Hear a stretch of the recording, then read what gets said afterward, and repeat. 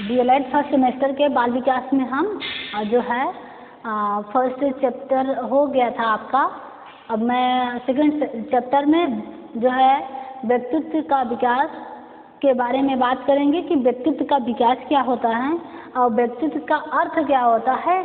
मनोवैज्ञानिकों द्वारा उनके शब्दों में किन किन दृष्टिकोण से व्यक्तित्व के अर्थों को समझाया गया है, इसके बारे में हम बात करेंगे। जैसे कि हम मान लेते हैं कि बोलचाल की भाषा में आप देखते ही हैं कि व्यक्तित्व के बारे में लोग साधारण यूज करते हैं, साधारण शब्दों में इसको यूज करते हैं कि इसकी पर्सनालिटी कैसी है, ये मतलब इसका व्यक्तित्व बहुत अच्छा है, इसका खराब। जैसे हम मान लेते हैं, एक उदाहरण के तौर पर ले लेते हैं कि सीता का जो है शारीरिक संरचना बहुत अच्छा है, बनावटी बहुत अच्छा है, कोई किसी का काला गोरा रंग, इन सब से जो है व्यक्तित्व के अन्य पहलुओं के बारे में और उसके क्रियात्मक के बारे में, उसके संज्ञानात्मक के बारे में हम बात करेंगे। तो सबसे पहले हम देख लेते हैं कि मनोवैज्ञानिकों या विद्वानों द्वारा विभिन्न अर्थों में व्यक्तित्व को समझाया गया है। सबसे पहले हम दार्शनिक दृष्टिकोण से देखते हैं कि दार्शनिक दृष्टिकोण से क्या होता है। दार्शनिक दृष्टिकोण से पहला क्या है? दार्शनिक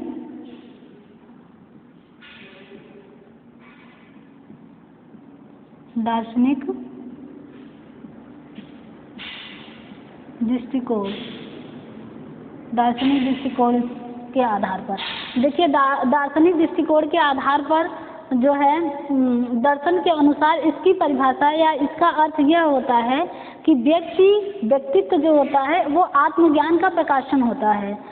दूसरा नाम दिया गया, आत्मज्ञान का दूसरा नाम दिया गया है। और यह पूर्णतः जो है, यह पूर्णता का एक प्रतीक माना गया है। यह पूर्णता का एक जो है प्रतीक माना गया है। इस पूर्णता का जो आदर्श ही व्यक्तित्व को प्रदर्शित करता है, व्यक्तित्व को समझाता है कि इसका जो पूर्ण आकार है वो उसका क्या है, आदर्श है। तो इसको दार्शनिक रूप से देखा गया है कि यह आत्मज्ञान का एक प्रकाश है। दृष्टिकोण के दार्शनिक दृष्टिकोण से दर्शन के आधार पर, दर्शन के आधार पर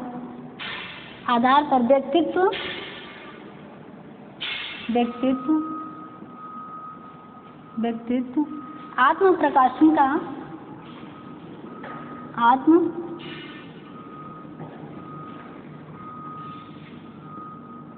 आत्मज्ञान का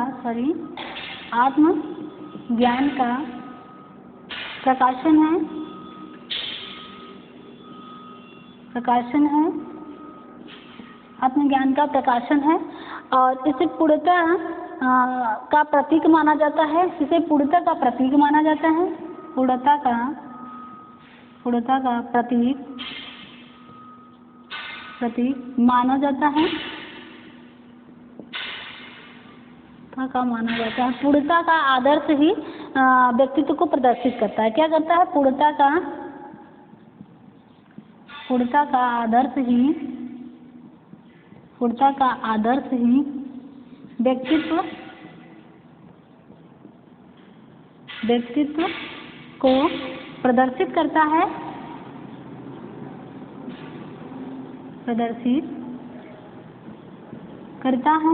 ये तो हम दार्शनिक दृष्टिकोण से देखते हैं। और जब मैं सामाजिक दृष्टिकोण से देखेंगे या समाजशास्त्री दृष्टिकोण के आधार पर देखेंगे कि वह कैसे मतलब डिफाइन करते हैं या कैसे उसके अर्थ को बतलाते हैं कि व्यक्तित्व क्या है।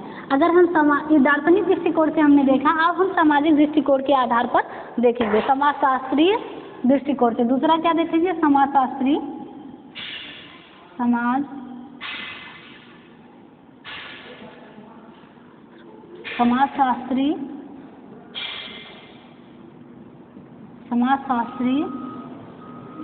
दृष्टिकोण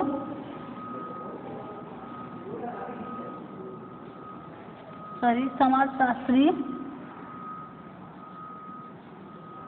दृष्टिकोण के आधार पर देखेंगे कि समाजशास्त्रीय दृष्टिकोण के आधार पर मतलब कि व्यक्तित्व का क्या अर्थ होता है। समाजशास्त्रीय दृष्टिकोण के आधार पर यह देखने को मिलता है कि इस दृष्टिकोण के अनुसार व्यक्तित्व उन सभी तत्वों का संगठन है जिनके द्वारा व्यक्ति को समाज में कोई स्थान प्राप्त होता है और व्यक्ति के जन्मजात तथा अर्जित स्वभाव को जो है एक व्यक्तित्व का नाम दिया जाता है। इसके अनुसार ये संस्कृति व्यक्तित्व पक्ष में होते हैं और जैसे कि माना जाता है कि समाज में यह सामाजिक दृष्टिकोण के आधार पर मैं देखूं कि व्यक्तित्व की अर्थ क्या निकल कर आता है। यह समाज में रहने वाले ये समाज के दृष्टिकोण पर इनको एक स्थान प्राप्त होता है समाज में और उस स्थान प्राप्त में यह कई तरीकों के जो है बंधनों और परंपराओं और रीति रिवाजों में बंधे होते हैं जिन्हें कि वो सबको एक साथ लेकर अपने सामाजिक परिवेश में और समाज में एक अच्छे दृष्टिकोण या एक अच्छे स्थान एक अच्छे पद के नाम से जाने जाते हैं। तो इसलिए जैसे कि व्यक्ति अपने द्वारा जो है उसे परिभाषित करता है समाज में। हम दूसरे दृष्टिकोण से देखते हैं मनोवैज्ञानिक दृष्टिकोण से। तीसरा क्या है हमारा मनोवैज्ञानिक दृष्टिकोण से।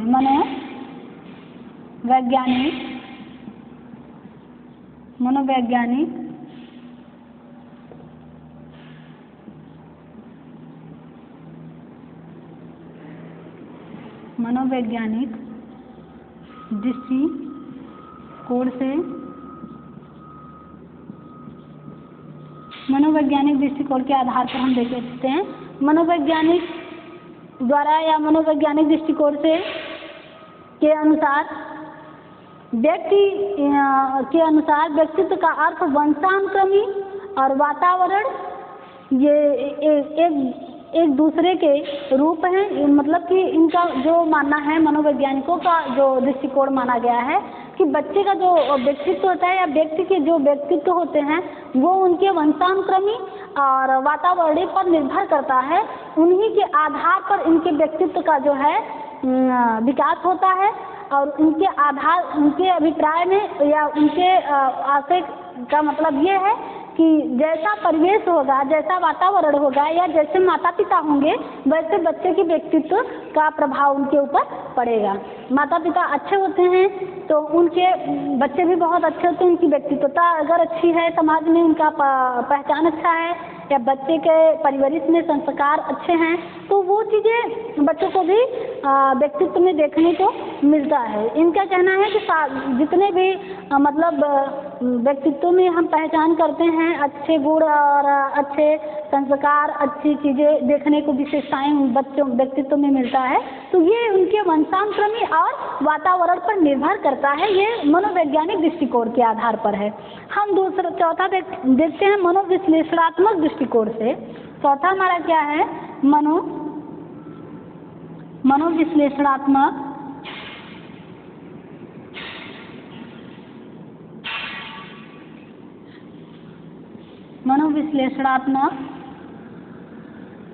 दृष्टिकोण से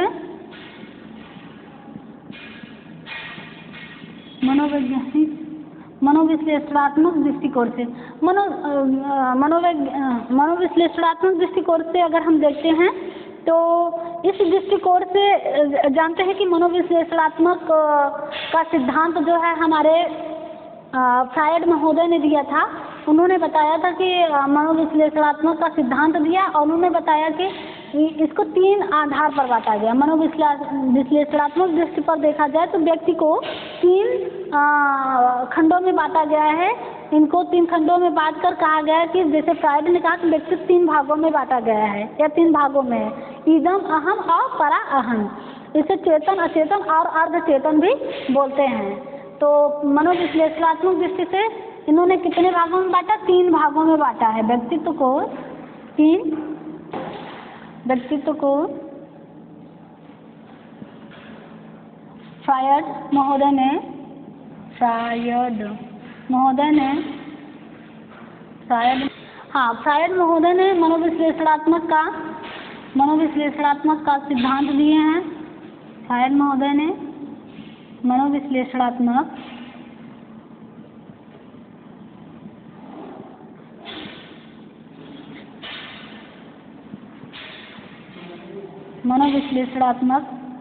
का सिद्धांत दिए हैं। इन्होंने बताया कि इस सिद्धांत के अनुसार व्यक्तित्व को 3 भागों में बांटा है। व्यक्तित्व को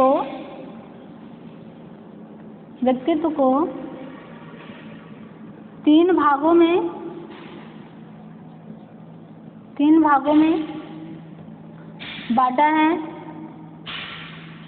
बांटा है। ईदम, अहम और पराअहम।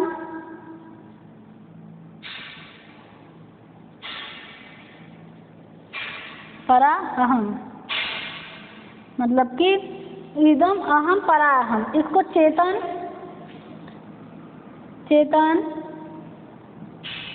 अचेतन और अर्धचेतन में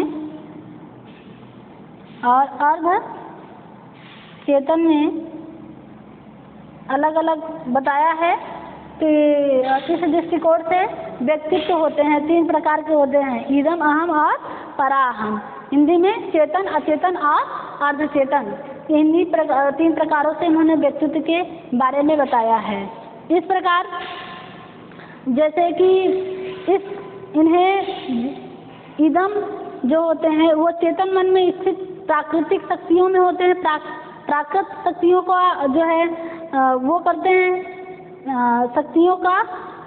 शक्तियों से होते हैं जो अबोध अज्ञान की अवस्था में मृत होते हैं।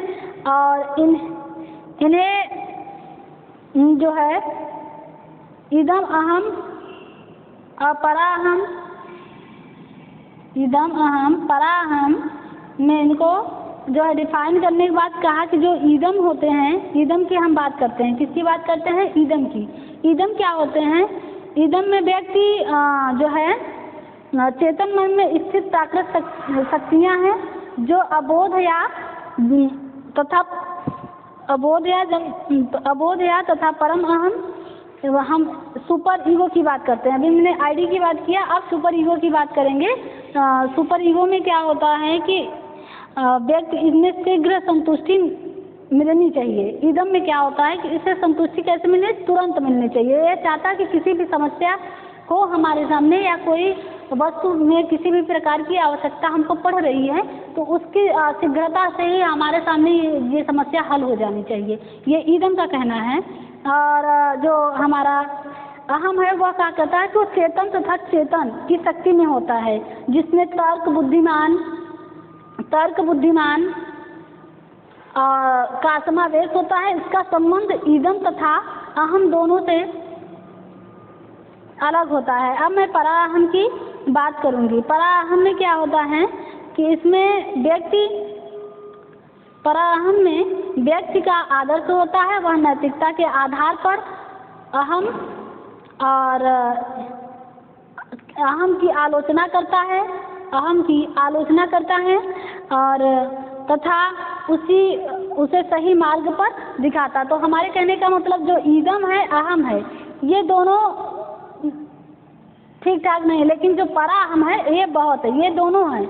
ये जो मतलब कि इनके अंदर नैतिकता भी होती है और इनके अंदर जो है व्यक्ति के आदर्श होते हैं। या समाज में आलोचक, अहम जो होता है वो आलोचक होता है, लेकिन ईदम जो वो उसके अंदर किसी भी चीज़ को या किसी भी वस्तु को शीघ्रतापूर्वक करने की उत्तेजना होती है, लेकिन ऐसा पराअहम में नहीं होता है। पराअहम में क्या होता है कि उसमें आदर्श होती है, नैतिकता होती है, नैतिकता की भावना होती है। जो समाज में हो रहे कार्य, मतलब सामाजिक तौर पर जो उनको बताया जाता है, समझाया जाता है, समाज में जो भी परंपराएं होती हैं, रीति रिवाज होते हैं, उनके अनुसार चलने वाला ये कौन है? पराअहम। तो पराअहम को सबसे अच्छा माना गया है। आईडी, सुपर ईगो ईगो और सुपर ईगो। तो हमारा जो ये दोनों हैं, आईडी और ईगो है, ये दोनों अच्छे नहीं होते हैं, लेकिन पराअहम जो होता है वो बहुत अच्छा होता है, वो सुपर ईगो होता है।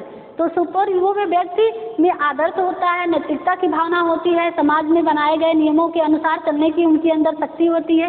ये सारी चीज़ें व्यक्तित्व के अंदर देखा जाता है। तो फ्रायड महोदय ने मनोविश्लेषणात्मक दृष्टिकोण से 3 प्रकार के बताए हैं, आईडी, ईगो, सुपर ईगो, इदम, अहम और पराअहम। इसे हिंदी में चेतन, अचेतन और अर्धचेतन के नाम से जानते हैं। अब मैं सामान्य दृष्टिकोण से देखूंगी व्यक्तित्व की अर्थ क्या होता है, व्यक्तित्व का अर्थ क्या होता है। सामान्य दृष्टिकोण में आते हैं, ये तो हमने बताया, दार्शनिक दृष्टिकोण, समाजशास्त्रीय दृष्टिकोण, मनोवैज्ञानिक दृष्टिकोण और जो है मनोविश्लेषणात्मक दृष्टिकोण। अब मैं सामान्य दृष्टिकोण के आधार पर देखूंगी कि व्यक्तित्व की क्या अर्थ होते हैं। सामान्य दृष्टिकोण लास्ट है हमारा क्या,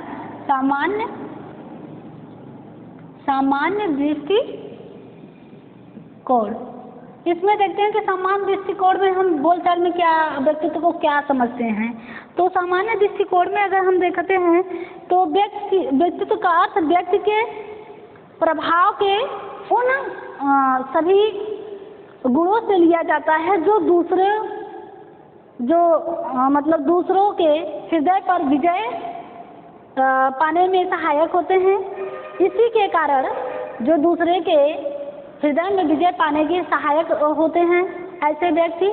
और साथ ही साथ इसके कारण कहा जाता है कि व्यक्तित्व वह उद्दीपक मूल्य है, व्यक्तित्व वह उद्दीपक मूल्य है जो एक व्यक्ति दूसरे के लिए रखता है, एक व्यक्ति दूसरे के लिए रखता। अर्थात इस प्रकार हम कह सकते हैं कि मनुष्य के व्यक्तित्व के पक्षों में शारीरिक पक्ष, बौद्धिक पक्ष और भावात्मक पक्ष, सामाजिक पक्ष और साथ में संकलनात्मक पक्ष तथा नैतिक पक्ष आदि सम्मिलित होते हैं। कौन कौन से पक्ष होते हैं? जैसे हम मान लिया कि हमने सामान्य दृष्टिकोण से कहा कि सामान्य दृष्टिकोण से व्यक्ति के प्रभाव के उन सभी गुणों से लिया जाता है जो दूसरे के हृदय में विजय पाने में सहायक होते हैं। और साथ ही साथ इस प्रकार अर्थात हम कह सकते हैं कि मनुष्य में जो मतलब पक्ष होते हैं, हम कई पक्ष होते हैं। पक्ष में हम ले लेते हैं जैसे शारीरिक पक्ष, शारीरिक पक्ष हो गया, बौद्धिक पक्ष हो गया, ठीक, और सामाजिक पक्ष हो गया, भावात्मक पक्ष हो गया, भावात्मक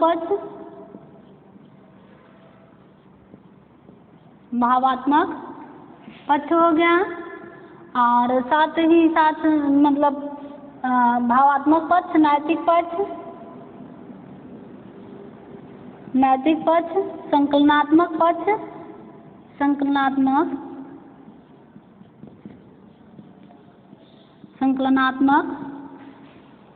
पक्ष मतलब अर्थात हम आज पक्ष को मनुष्य के व्यक्तित्व से जो है उसकी तुलना करते हैं, व्यक्तित्व से उसके गुणों के बाह्य गुणों से तुलना करते हैं। ये सामान्य दृष्टिकोण के आधार पर है। अब मैं जो है व्यक्तित्व की परिभाषाएं कुछ बताएंगे, किसी मन के अनुसार है। मन ने क्या कहा है कि व्यक्तित्व की परिभाषा क्या होती है, क्या मतलब अगर हम शॉर्टकट में कहें तो व्यक्तित्व क्या है, बाह्य गुणों का एक जो है पक्ष है। इसमें मनुष्य के शारीरिक, मानसिक और बौद्धिक और भावात्मक पक्ष में देखा जाता है कि वह कितने मतलब समाज के लिए उनकी क्षमताओं का विकास कैसे होता है, ये देखेंगे। हम देखेंगे सबसे पहले व्यक्तित्व की परिभाषा। क्या देखेंगे? व्यक्तित्व की परिभाषा। व्यक्तित्व की परिभाषा, तो व्यक्तित्व की परिभाषा में देखेंगे मन के अनुसार, मन के अनुसार। मन क्या कहते हैं व्यक्तित्व के बारे में? हाँ, मन कहते हैं कि व्यक्तित्व एक प्रक्रिया के गठन, व्यवहार के तरीकों, रुचियों, दृष्टिकोण, क्षमताओं और तरीकों का सबसे विशिष्ट संगठन है। किसके दृष्टिकोण से कहा? कहा कि व्यक्तित्व एक व्यक्ति के गठन, व्यवहार के तरीकों और रुचियों, दृष्टिकोण और क्षमताओं और तरीकों का सबसे विशिष्ट संगठन है। मन कहते हैं, मन के अनुसार है। और अगर हम रैक्स के अनुसार देखते हैं, रैक्स भी एक मनोवैज्ञानिक हमारे कौन है, दूसरा मनोवैज्ञानिक रैक्स क्या कहना चाहते हैं? रैक्स कहते हैं कि रैक्स के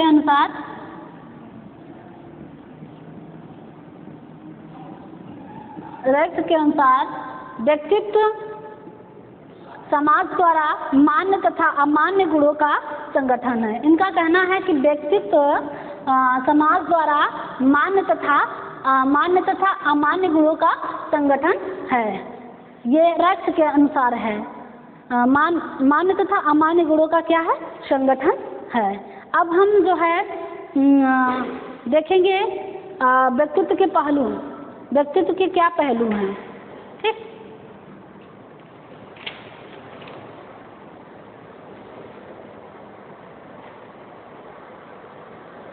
व्यक्तित्व के पहलू पढ़ेंगे कि व्यक्तित्व के कौन कौन से ऐसे पहलू हैं जिनके आधार पर व्यक्ति के बाह्य गुणों और आंतरिक गुणों का जो है समावेश देखने को मिलता है। तो हम सबसे पहले गैरिसन और अन्य के अनुसार देखेंगे। गैरिसन एक हमारे मनोवैज्ञानिक थे। इन्होंने बताया कि व्यक्तित्व के 5 पक्ष होते हैं, 5 पहलू होते हैं। गैरिसन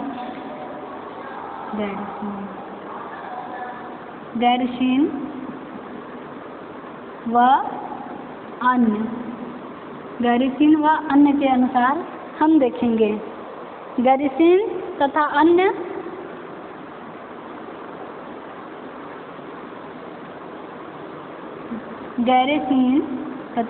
के अनुसार देखेंगे कि इन्होंने कहा कि व्यक्तित्व निम्नलिखित पहलुओं से बताए गए हैं। व्यक्तित्व को निम्नलिखित पहलुओं से बताए गए हैं। तो सबसे पहला कौन सा पहलू है? सबसे पहला जो है क्रियात्मक पहलू है। हम क्रियात्मक पहलू पर बात करेंगे। क्रियात्मक पहलू क्या है? तो क्रियात्मक पहलू में व्यक्तित्व के किन गुणों का समावेश होता है, ये चीज़ें हम देखेंगे। क्रियात्मक पहलू, पहला कौन सा पहलू बताया है गैरिसन ने? क्रियात्मक पहलू। क्रियात्मक पहलू में उन्होंने क्या बताया है, देखते हैं। क्रियात्मक पहलू में कहा है कि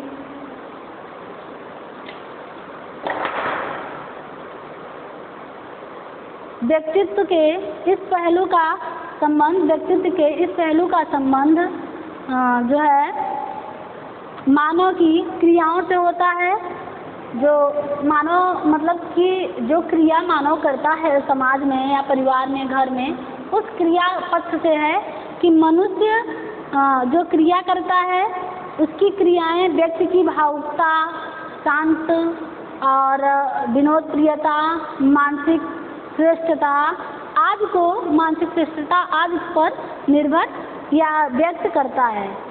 तो सीधे है, आप समझ लीजिए कि व्यक्तित्व के इस पहलू का संबंध मानव की क्रियाओं से होता है। ये क्रियाएं क्या होती हैं?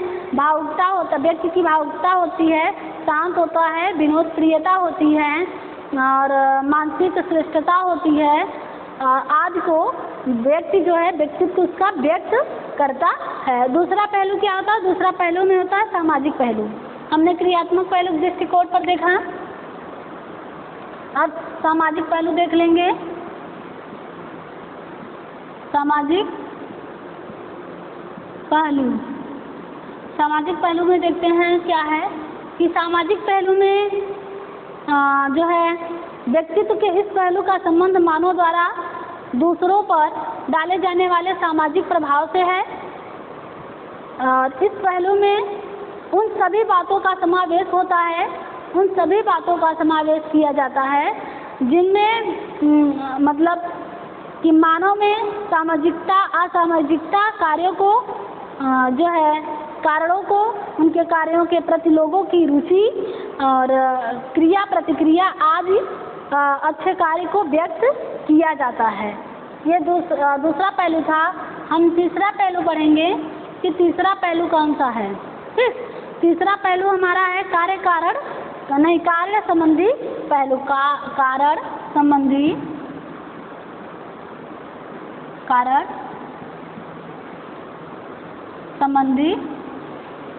पहलू। हम कारण संबंधी पहलू को पढ़ेंगे। कारण संबंधी पहलू क्या होता है इसके बारे में देखेंगे।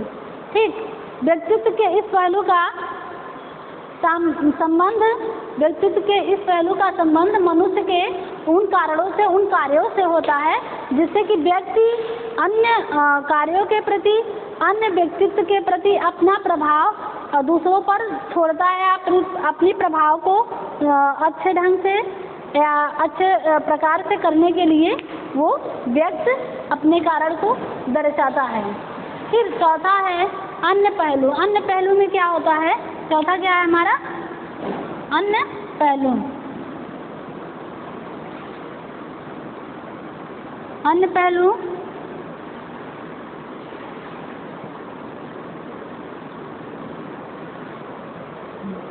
अन्य पहलू के बारे में बात करते हैं।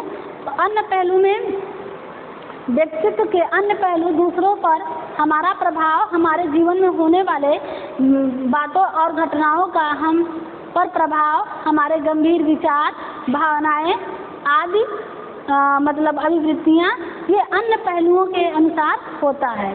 तो इनका तात्पर्य कहने का मतलब यह है, गैरसिन तथा अन्य के अनुसार कहने का तात्पर्य यह है कि व्यक्तित्व को इन्होंने 5 भागों में बांटा। पहले क्या? क्रियात्मक, सामाजिक पहलू, कार्य संबंधी पहलू, 4 भागों में बांटा। अन्य पहलू में तो उन्होंने कई व्यक्तित्व के बारे में बताया। तो ये साधारण सी बात ये है कि उनके कहने का तात्पर्य एक ही है कि व्यक्तित्व के निष्कर्ष में यही आता है कि ये सभी पहलू महत्वपूर्ण हैं, परंतु इसमें से कोई एक या सम्मिलित रूप से सब पूर्ण व्यक्तित्व का वर्णन नहीं करते हैं। व्यक्तित्व इन सब का और इनसे भी अधिक योग और संपूर्ण होता है, इसके बारे में उन्होंने कहा। कुल मिलाकर व्यक्तित्व ऐसे पहलू और उसके विभिन्न गुणों तथा पक्षों पर प्रकाश डालते हैं। ये पक्ष व्यक्तित्व के संगठन स्वरूप पर प्रकाश डालते हैं, इसलिए मनुष्य के आदतों और उसके दृष्टिकोणों विशेषताओं का एक संगठन मानते हैं। अब हम गैरसिन के अनुसार तो पढ़ चुके। गैरसिन ने क्या बताया? अब मैं पढ़ूंगी व्यक्तित्व के प्रकार। व्यक्तित्व के कितने प्रकार होते हैं, किन किन प्रकार से जो है बताया गया है, इसके बारे में हम बात करेंगे। ठीक, व्यक्तित्व के प्रकार।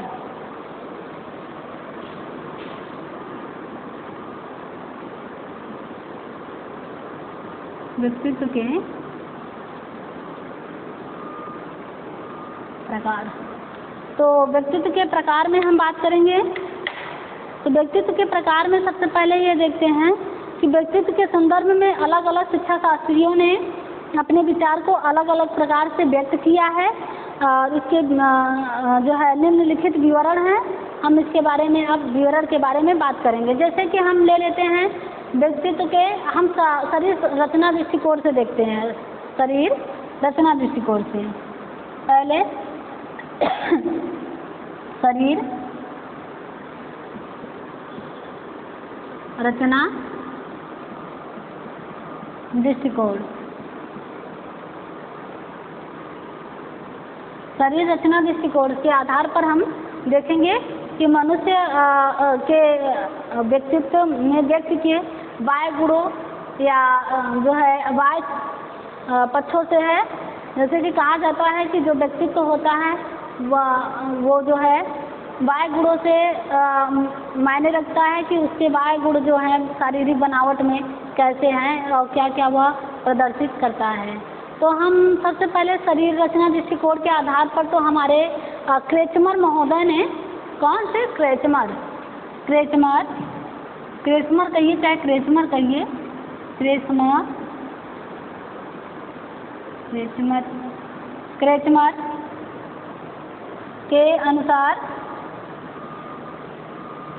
के अनुसार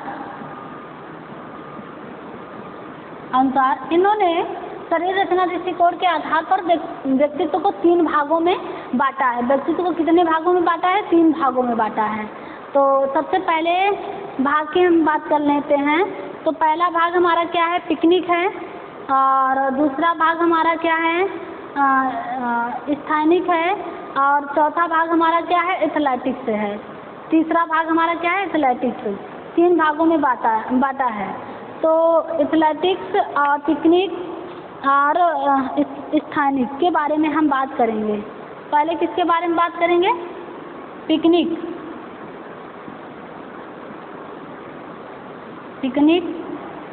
के बारे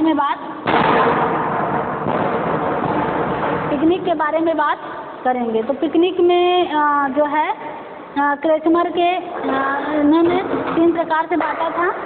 तो इस प्रकार के व्यक्ति जो पिकनिक होते हैं, जो पिकनिक में आते हैं, पिकनिक के दायरे में आते हैं, इस प्रकार के व्यक्ति जो होते हैं वो साहसी होते हैं, और व्यक्ति साहसी होते हैं, छोटे, पुष्ट और गोले आकृति के होते हैं। इसमें क्या होता है कि जो व्यक्ति होता है उसके वो नाटे कद का होता है, छोटा होता है, अब गोला होता है। इसकी आकृति, शरीर की जो आकृति बनावट होती है वो क्या होता है, गोला होता है।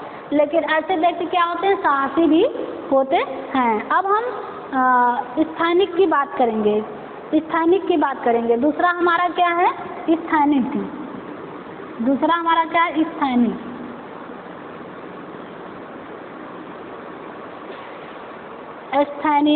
स्थानिक के बारे में बात करेंगे।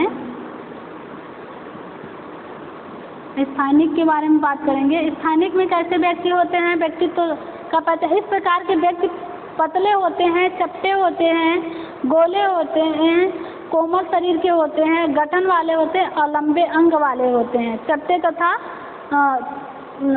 तंग सीने वाले व्यक्ति होते हैं। मतलब कुल मिलाकर क्या है कि ऐसे व्यक्ति जो होते हैं लंबे होते हैं, लंबे, पतले और दुबले शरीर के होते हैं। कुल मिलाकर इनको हम अंतर्मुखी भी बोल सकते हैं, ठीक। और अब हमारा आता है जो है एथलेटिक में तीसरा उन्होंने बताया क्या है, एथलेटिक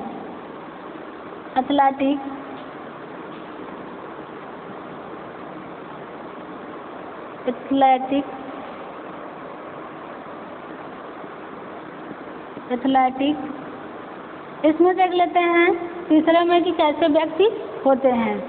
तो इसमें इस प्रकार के व्यक्ति अच्छी मांसपेशी वाले होते हैं, इनके कंधे चौड़े, हाथ लंबे होते हैं और पुष्ट होते हैं, अंगों वाले होते हैं। मनोरोगी होने पर इस प्रकार का व्यक्ति मनोविलासिता या पीड़ित होते हैं। ऐसे व्यक्ति क्या होते हैं, बहुत दुखी रहते हैं और थोड़ा सा हिष्ट-पुष्ट, मतलब ये भी हिष्ट-पुष्ट, लंबे और हिष्ट-पुष्ट वाले होते हैं। और इनमें मनोरोगी की बात कही जा रही है कि जैसे होने वाले इस प्रकार के व्यक्ति विलासिता और दुखी, बहुत पीड़ित माने जाते हैं। ये हमारे जो है क्रेचमर महोदय ने 1925 में 3 भागों में बांटा था। अब हम बात करेंगे सेल्डन के अनुसार। सेल्डन ने भी 3 प्रकार के बताए हैं। सेल्डन ने बताया लंबाकाय, गोलाकाय और जो है सुडौलकाय। 3 प्रकार बताया, लंबाकाय, सुडौलकाय और गोलाकाय। सेल्डन ने भी 3 प्रकार से बताया है। सेल्डन महोदय ने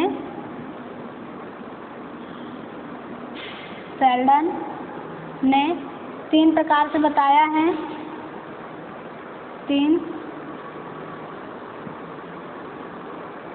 3 प्रकार के व्यक्तित्व वाले व्यक्ति होते हैं।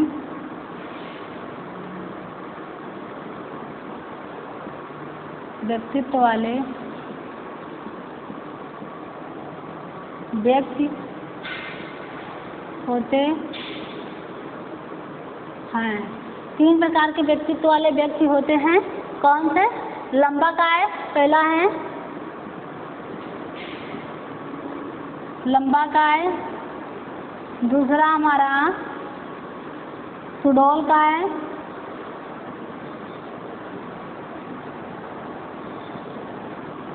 और तीसरा हमारा जो है लंबाकाय, सुडौलकाय और गोलाकाय। शेल्डन ने भी 3 प्रकार से बताया है। अब हम जुंग महोदय के बारे में बात करेंगे। इन्होंने सबसे अच्छा बेस्ट इन्हीं का माना जाता है, जुंग महोदय।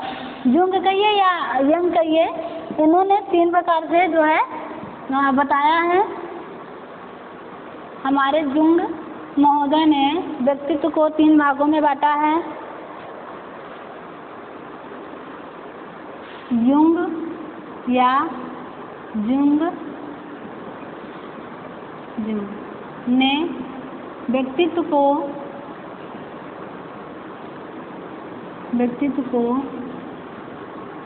3 भागों में बांटा है। 3 भागों में बांटा है। पहला है अंतर्मुखी। पहला क्या है?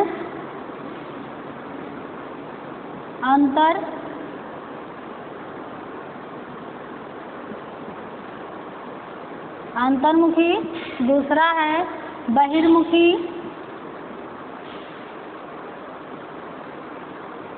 और तीसरा हमारा क्या है? उभयमुखी।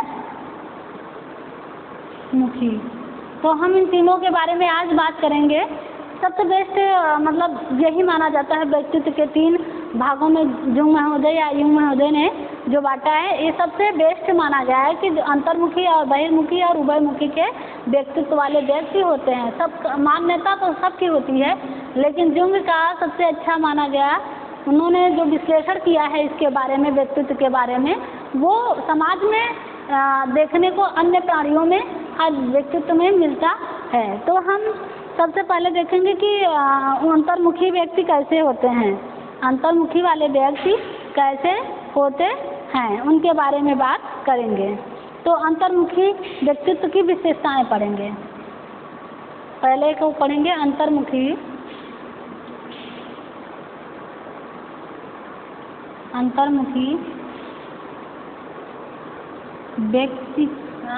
व्यक्तित्व की विशेषताएं।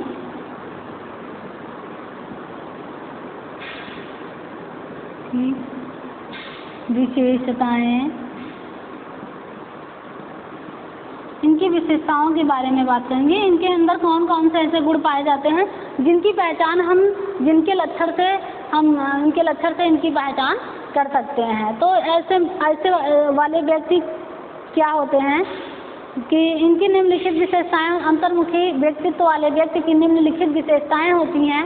ऐसे व्यक्ति क्या होते हैं? बाह्य जगत की वस्तुओं में कम अनुराग होता है। मतलब कि जो बाह्य जगत की चीज़ें होती हैं, वस्तुएं होती हैं, उनमें उनका कोई इंटरेस्ट नहीं होता, कोई रुचि नहीं होता है, उससे उनका कोई लगाव प्रेम नहीं होता है। दूसरा है ये एकांकी होते हैं। मतलब ये अकेलेपन में रहना इन्हें बहुत अच्छा लगता है, बहुत पसंद रहता है कि हमारे साथ कोई न रहे, मैं अकेला रहूं, मुझे अकेला रहना है। मतलब ये सारी चीज़ें मतलब इस प्रवृत्ति के ये होते हैं। तीसरा चीज़ ये है कि ये कर्तव्य परायण होते हैं तथा समय का सदैव ध्यान रखते हैं। ये कर्तव्य परायण होते हुए भी समय का ध्यान रखते हैं। ये समय की बहुत पाबंदी होते हैं। ये पंक्चुअल होते हैं कि हमें किसी भी कार्य को अपने समय पर ही करना है, अपने समय न पहले न समय के बाद। वो अपने समय पर और अपने कर्तव्य परायण का बिल्कुल विशेष ध्यान रखते हैं। ऐसे व्यक्ति वाले अंतर्मुखी व्यक्ति कहे जाते हैं। और फिर आता है कि यह व्यवहार कुशल नहीं होते हैं। यह व्यवहार कुशल नहीं होते हैं, हंसी मजाक तथा व्यर्थ के छलो आज में नहीं पड़ते हैं। मतलब इनका कहना ये है कि ये बहुत कम, मतलब व्यवहार कुशल, ये समाज में असामाजिक प्राणी माने जाते हैं। ये व्यवहार कुशल नहीं होते, इनका व्यवहार समाज में अच्छा नहीं होता है, किसी से व्यवहार रखना पसंद नहीं करते हैं। और साथ ही साथ ये छल कपट, मतलब कि आज के मजाक हंसी, इन सब चीज़ों में नहीं पड़ना चाहते हैं, बिल्कुल अलग रहना चाहते हैं। और उसके बाद ये देखते हैं कि इनका भाव जो होता है, जैसे कि फिर इनके अंदर ये होता है चिंताग्रस्त होते हैं। मतलब किसी भी समस्या या समाधान को लेकर काफ़ी चिंतनशील होते हैं और खुद में, मतलब अगर समस्या आ जाती है तो उसको लेकर बहुत जल्दी घबरा जाते हैं, चिंता करने लगते हैं कि ये समस्या को कैसे हटाया जाए, कैसे टाला जाए। तो इस प्रकार की विशेषताएं हम अंतर्मुखी व्यक्तित्व वाले व्यक्ति में देखने को हमें प्राप्त होती है। फिर अब हम बात करेंगे बहिर्मुखी की बात करेंगे। किसकी बात करेंगे? बहिर्मुखी वाले व्यक्तित्व के बारे में बात करेंगे।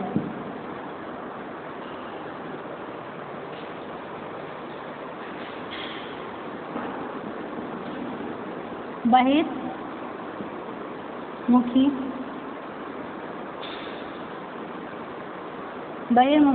व्यक्तित्व वाले की विशेषताएं,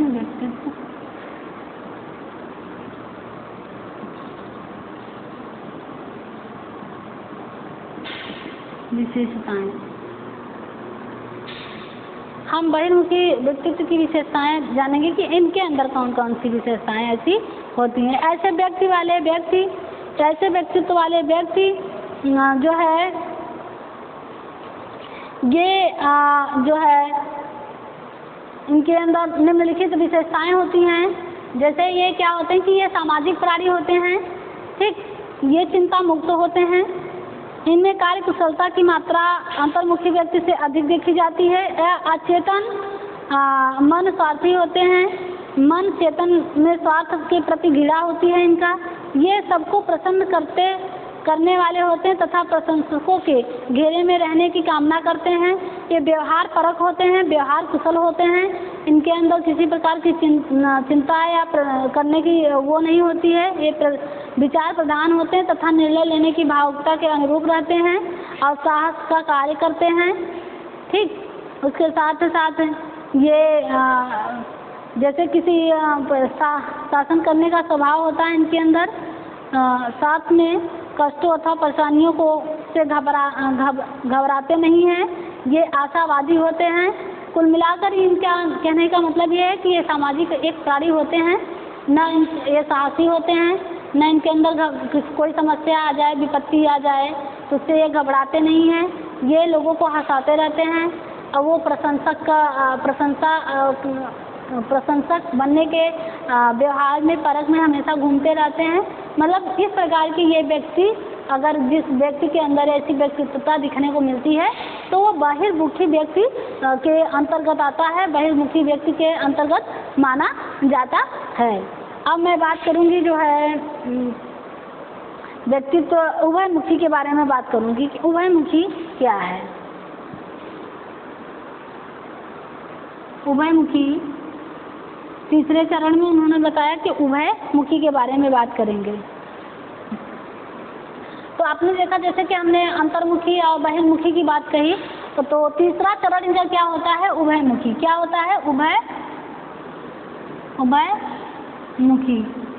देखिए उभयमुखी का क्या गुण होता है? ऐसे व्यक्तित्व वाले व्यक्ति में निम्नलिखित विशेषताएं नहीं होती हैं। निम्नलिखित विशेषताएं मान लो जैसे पाए जाते हैं तो ये दोनों को, अंतर्मुखी और बहिर्मुखी दोनों को मिलाकर इनको जो है उभयमुखी का दर्जा दिया गया है। तो हमारे शिक्षा शास्त्रीय मनोवैज्ञानिकों ने कहा कि ये अंतर्मुखी और बहिर्मुखी दोनों के अंतर्गत आते हैं। तो ऐसी कौन सी ऐसे कुछ व्यक्ति होते हैं जो दोनों के श्रेणी में आते हैं, उभयमुखी और अंतर्मुखी। ये विकास की ओर अग्रसर करते हैं, ये विकास करते हैं समाज में। ये सामाजिक प्राणी भी होते हैं या सामाजिक प्राणी भी होते हैं। ये लोगों से लगाव भी रखते हैं। ये व्यवहार परक होते हैं, नहीं भी होते हैं। मतलब कि ये दोनों चीज़ें होते हैं। इन्हें जहाँ ज़रूरत पड़ती है, इनको हम समझ में आता है कि नहीं मुझे यहाँ व्यवहार करना चाहिए, यहाँ मेरा लाभ है, तो वो वहाँ उस प्रकार से वो व्यवहार करते हैं। तो ये सारी चीज़ें मतलब कि वो अपना घाटा और फायदा, मतलब लाभ और हानि देखकर तभी जो है इस पर वो आगे कदम बढ़ाते हैं। तो ऐसे प्रकार के अगर व्यक्तित्व वाले जो व्यक्ति होते हैं तो उन दोनों के गुणों को देखकर जो है पता लगाया जा सकता है कि ये उभयमुखी वाले व्यक्ति होते हैं। उभयमुखी ये व्यक्ति परिस्थितियों के अनुसार अपने व्यक्तित्व को अंतर्मुखी बना लेते हैं और परिस्थितियों के अनुसार अपने आप को बहिर्मुखी बना लेते हैं। जैसी परिस्थिति उनकी होती है उस आधार पर जो है अपने आप को उस परिस्थितियों में, परिवेश में ढाल लेते हैं। इनकी यही आदत होती है। अगर ऐसी चीज़ें किसी व्यक्ति में देखने को मिलती है तो हम कहते हैं कि नहीं, ये उभयमुखी प्रकार से व्यक्ति माना जाएगा, या हम उससे अनुमान लगा लेते हैं। अगर ऐसी लक्षण हमें दिखने को व्यक्ति में मिलती है तो हमें पता लग जाता है कि यह व्यक्ति उभयमुखी वाला व्यक्ति होता है। तो इस प्रकार से हम देख लिए कि जो है व्यक्ति जुंग ने 3 प्रकार से बताया। कौन कौन से? अंतर्मुखी, बहिर्मुखी और उभयमुखी। तो ये दोनों को मिलाकर जिनके अंदर अंतर्मुखी और परिस्थितियों के अनुसार अंतर्मुखी में ढल जाता है परिवेश में, और परिस्थितियों के अनुसार बहिर्मुखी वाला कार्य करने लगता है, तो ये दोनों ही व्यक्ति दोनों ही परिस्थितियों में खुद को ढालने की कोशिश करता है, क्योंकि उसे ये लगता है कि हमारे परिस्थिति जैसे है उस प्रकार हमें बन जाना चाहिए। इसमें बदलने, परिवर्तनशील होने की प्रक्रिया बहुत तेजी से पाई जाती है। ऐसे व्यक्ति में परिवर्तनशील होना मतलब समय को देखकर, परिस्थिति को देखकर अपने आप को परिवर्तनशील कर लेना। तो ये व्यक्ति उभयमुखी वाले होते हैं, क्योंकि ये विकास की ओर करते हैं। ये विकास में इनकी जो निरंतर प्रक्रिया होती है विकास वाली, वो लगातार चलती रहती है, कहीं भी अवरुद्ध नहीं होती है, क्योंकि वो परिस्थिति के अनुसार खुद को परिवर्तनशील बना लेते हैं। तो ये उभयमुखी वाले व्यक्ति होते हैं। अब मैं आधुनिक वर्गीकरण के आधार पर देखूं तो कि कितने प्रकार के व्यक्ति होते हैं। आधुनिक क्या, अभी तो हमने शिक्षा शास्त्रियों और मनोवैज्ञानिकों के आधार पर देखा। अब हम देखेंगे कि आधुनिक समय में इसका वर्गीकरण कैसे किया गया है। इसका आधुनिक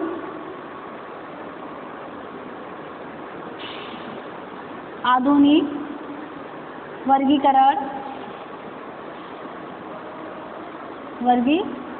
आधुनिक आधार पर इसका वर्गीकरण किया गया है। तो इसमें आधुनिक आधार पर जब वर्गीकरण किया गया तो इसमें भी बताया गया है कि व्यक्ति 3 प्रकार के होते हैं। पहला क्या होता है? भावुक व्यक्ति होते हैं, कर्मशील व्यक्ति होते हैं और विचारशील व्यक्ति होते हैं। पहला क्या है? भावुक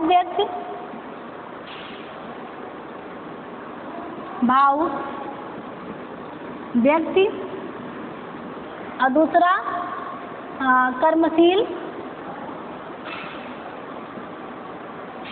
कर्मशील व्यक्ति,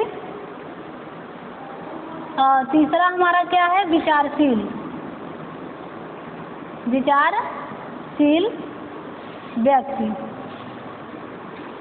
मतलब कि आधुनिक काल में अगर हम देखते हैं तो मनोवैज्ञानिकों दृष्टिकोण के आधार को अगर हम छोड़ देते हैं और आधुनिक दृष्टिकोण पर नजर डालते हैं, इसका वर्गीकरण करते हैं, तो इसमें भी 3 ही प्रकार के व्यक्ति का जो है व्यक्तित्व का मतलब बांटा गया। इसको भी 3 भागों में बांटा गया है। इन्होंने भी बताया कि आधुनिक वर्गीकरण में अगर हम देखें तो 3 प्रकार के व्यक्ति समाज में पाए जाते हैं। कैसे? एक भावुक व्यक्ति होते हैं, एक कर्मशील व्यक्ति होते हैं, एक विचारशील व्यक्ति होते हैं। तो हम भावुक व्यक्ति के बारे में बात करते हैं। ऐसे व्यक्ति अधिक भावुक होते हैं, इनकी क्रियाएं भावनाओं से संचालित होती है। ऐसे व्यक्ति क्या होते हैं? बहुत भावुक होते हैं। ऐसे व्यक्ति वाले बहुत भावुक होते हैं और इनकी क्रियाएं क्या होती हैं? भावनाओं से क्रियाशील होती है। ये भावनाओं से मतलब भरे हुए होते हैं। इनकी क्रिया क्या होती है? जो भी क्रियाएं करते हैं ये भावुक होकर करते हैं, क्योंकि इनके अंदर जब भावनाएं किसी के प्रति प्रेम या किसी वस्तु को लेकर बहुत ज़्यादा भावुक हो जाते हैं, तो इनकी जो जितनी भी क्रियाएं होती हैं, प्रतिक्रियाएं होती हैं, वो भावुक उनके भावनाओं के आधार पर निर्भर करता है। कर्मशील व्यक्ति के बारे में बात करते हैं तो जो कर्मशील व्यक्ति होते हैं, इन व्यक्तियों की रुचि रचनात्मक कार्यों से अधिक होती है। अतः ऐसे व्यक्ति समय को किसी रचनात्मक कार्यों में लगाते हैं। कहने का मतलब यह है कि ऐसे व्यक्ति क्या होते हैं? समाज में कर्मशील होते हैं, रचनात्मक होते हैं। ये कोई भी कार्य जब करने चलते हैं रचनात्मक ढंग से इसको करते हैं, क्योंकि किसी भी वस्तु या जो है वस्तु का निर्माण करते हैं तो उसमें रचनात्मक ढंग से कार्य करने की प्रवृत्ति इनके अंदर पाई जाती है। तीसरा है विचारशील व्यक्ति।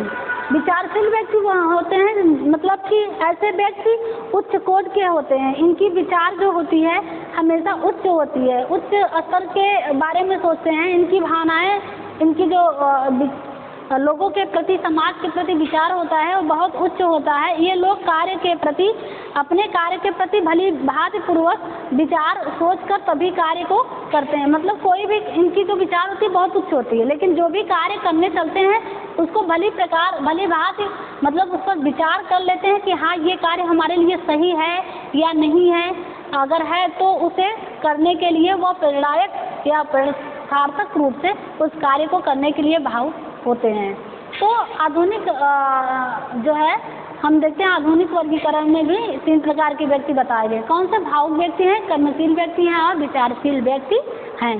तो अभी आपने देखा क्या कि हमने व्यक्तित्व के अर्थ के कई मनोवैज्ञानिकों द्वारा अर्थ बताए गए, उनकी परिभाषा बताई गई।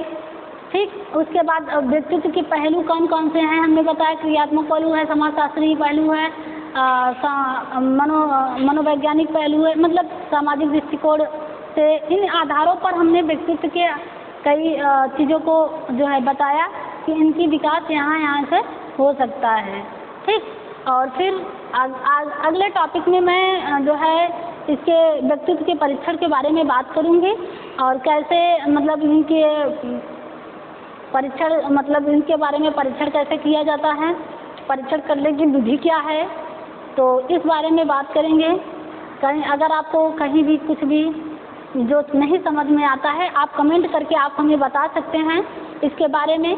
और आपको वीडियो कैसी लग रही है, कैसी नहीं लग रही है, इस पर आप हमें विशेष कमेंट करिए जिससे कि हम आगे अपने गलतियों को सुधार सकें। इसी बात पर मैं जो है अपनी बारी को विराम देते हुए जय हिंद, जय भारत।